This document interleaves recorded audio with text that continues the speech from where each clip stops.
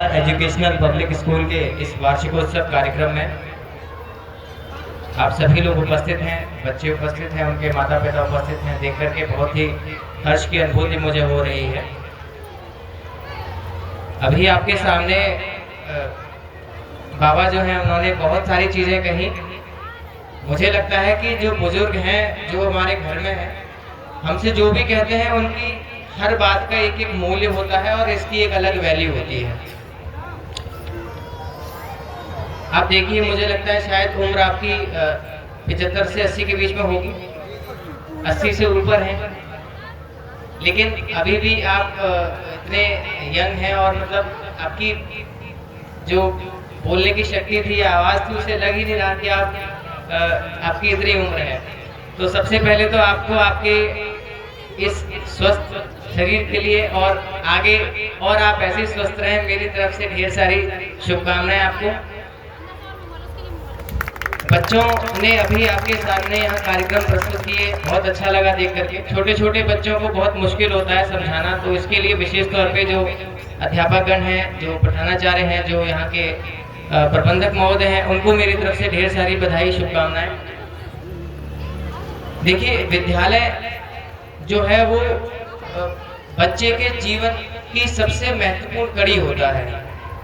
एक परिवार और एक विद्यालय, ये दो ऐसी संस्थाएं हैं जहां से बच्चा अपने जीवन की दशा और दिशा दोनों तय करता है, और इसे तय करने में प्रमुख तौर पे जो भागीदारी होती है वो बच्चे के माता पिता, परिवारीजनों की, और उसके बाद उसके अध्यापकगणों की। यहाँ पर मुझे ये पता चला कि काफ़ी सारे अध्यापक जो हैं वो अच्छे से पढ़ाते हैं, बच्चों को प्रयास करते हैं, लेकिन बच्चों का एनरोलमेंट या बच्चे जो क्षेत्रीय हैं वो स्कूल में शायद कम आते हैं। तो सबसे पहले तो मेरे सभी यहाँ पे जो माता पिता उपस्थित हैं उन सभी से गुजारिश है कि आप अपने बच्चों को प्रत्येक दिन स्कूल भेजें। छुट्टी के दिनों को छोड़ के बाकी के दिनों में वो स्कूल आएंगे, कुछ ना कुछ सीखेंगे, और कुछ भी उनका सीखना उनके जीवन में एक महत्वपूर्ण कड़ी या उनके महत्वपूर्ण लक्ष्य की ओर उनको साधक बना सकता है।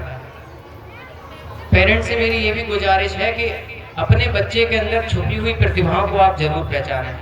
हो सकता है आपका बच्चा खेलने में अच्छा हो सकता है आपका बच्चा पढ़ने में अच्छा हो।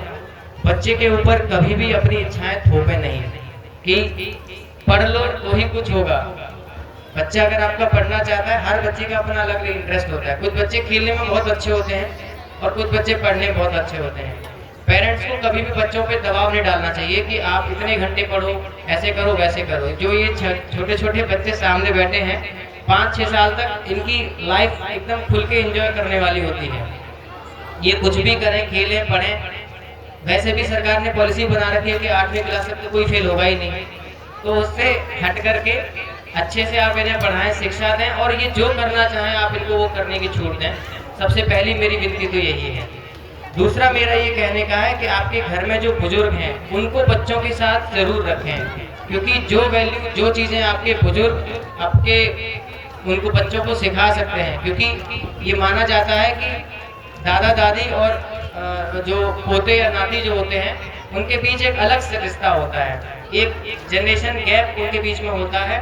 तो हमारे घर में सामान्यतः बोला जाता है कि जो नाती होता है या जो पोता होता है वो दादा का अंतिम प्यार और पोते का दादा जो है वो पहला प्यार होता है।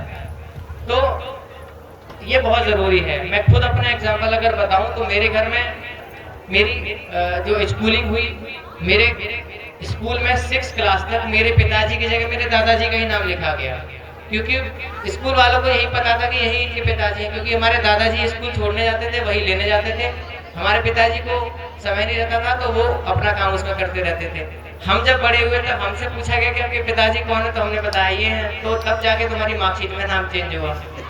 बहरहाल मेरे दादा का मेरे जीवन में बहुत ज़्यादा रोल है, और उन्हीं की आशीर्वाद और उन्हीं की इच्छा थी कि मैं कुछ ऐसा काम करूं, और उन्हीं के आशीर्वाद से आज इस मंच पे आपके सामने बतौर उप जिलाधिकारी मैं बोल पा रहा हूं।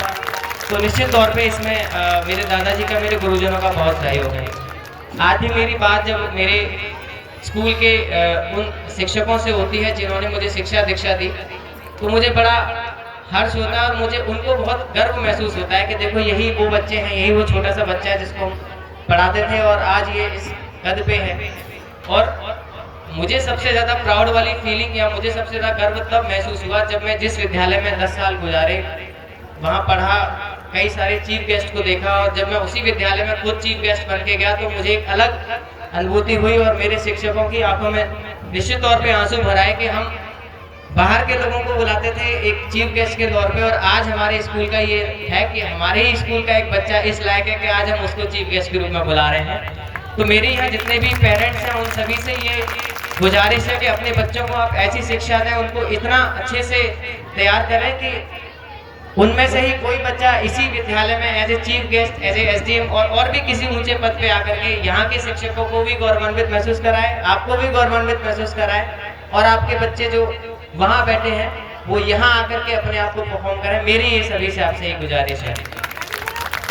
स्कूल के बच्चों को भी मेरा ये कहना है कि कभी भी 3-4 चीजें हैं उनमें कभी हमें शर्म नहीं महसूस करनी चाहिए। पहला, सादे रहन सहन में। कोई व्यक्ति कितना स्टाइलिश रह रहा है, कितना कैसे रह रहा है, उससे फर्क नहीं पड़ता। आप जितना सादा रहेंगे, जितना सिंपल रहेंगे, वो सबसे ज्यादा आपके लिए अच्छा है।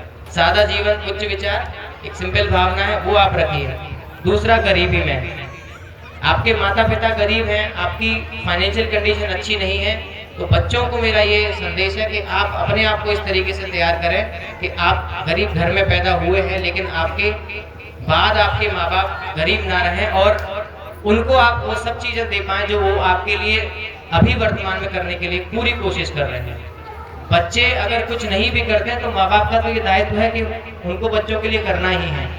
अच्छी बात या अच्छी चीज़ तो ये है कि जब बच्चे बड़े हो जाए तो वो इस लायक हो कि उनके माँ बाप उनके नाम से जाने जाएं कि भाई आज हमारा बेटा ये है। और ये मुझे पता है कि सबको बहुत खुशी होती है। आप में से कुछ के जिनके बच्चे अच्छे निकल जाते हैं, जो बहुत अच्छी पढ़ाई करते हैं या किसी अच्छे ऊंचे पद पे निकल जाते हैं, गांव में आज भी उनके पापा हो, बाबा हो, दादा दादी, कोई भी हो, बड़े गर्व से कहते हैं कि हमारा छोरा तो ये है, वो ऐसा, ऐसे बोलते हैं ना। ये क्योंकि मेरे गांव में भी है, ऐसा ही होता है कि बहुत ज़्यादा खुशी होती है, बहुत गर्व महसूस होता है हम लोगों को। तो विद्यालय में जो भी चीज़ें सिखाई जाती हैं, जो पढ़ाई जाती हैं, सबसे पहले तो मेरा प्रधानाचार्य मैडम को, क्योंकि उन्होंने खुद मुझे आके बताया था और मैंने कहा कि मैं पूरी कोशिश करूँगा कि मैं रहूँ कार्यक्रम में। तो सबसे पहले तो आपको बहुत बहुत धन्यवाद कि आपने मुझे यहाँ बुलाया।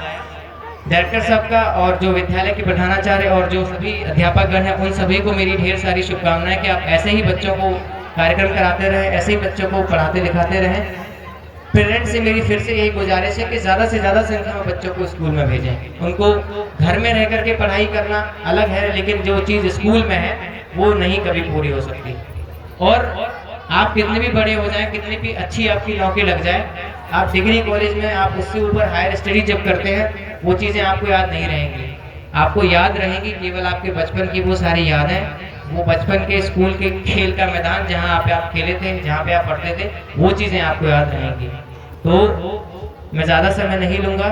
सभी को ढेर सारी शुभकामनाएं, ढेर सारा आशीर्वाद, सारे बच्चों को और विद्यालय के समस्त स्टाफ को, परिवार को मेरी तरफ से ये भी है कि अगर आपको इन फ्यूचर मुझसे कभी भी किसी भी प्रकार की कैसी भी मदद, चाहे वो आर्थिक हो, सामाजिक हो, जैसी भी आपको चाहिए रहेगी, मैं हमेशा हर समय आपके लिए तैयार हूँ।